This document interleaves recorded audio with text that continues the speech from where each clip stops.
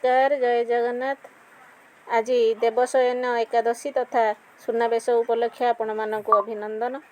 मोर स्वरचित कविता सुनावेश मुझे पढ़ी की शुणेबी। भल लगिले लाइक कमेंट्स एंड सब्सक्राइब करदेवे। आज परा सुनावेश लो सजनी, आज परा सुनावेश, आषाढ़ शुक्ल एकादशी तिथि सुनारे श्रीजीव बेश। भरण भरण सोनरे सज्जित होइछन्ति आजी देव, सोन हस्त सोन गोड़ लगाइण पूर्णांग आजी माधव। मस्तके शोभन किरीटी शोभित, सूर्य चंद्र चक्षुदय, गलारे लंबाई घागड़ा मालादी दिशंतिल रूपमय। से रूप देखिले आखि लाखि जीव, आत्मा हेब परितोष, केते पापु हेबु मुक्तल सजनी, लभिबु स्वर्गरे बास, लभिबु स्वर्गरे बास। जनि जन्म ऋतु पाइबु मुक्ति, रथे सोन आभूषण, रथारूढ़ प्रभु बामनर रूप, दर्शने मिलई पुण्य।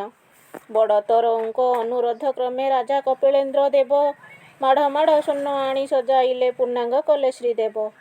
लक्ष्मी माता आजी खोली देइछन्ति भंडार घरर चाबी, बड़तरौर बेश लीलामय ठाकुर से अनुभवी, ठाकुर से अनुभवी। धन्यवाद।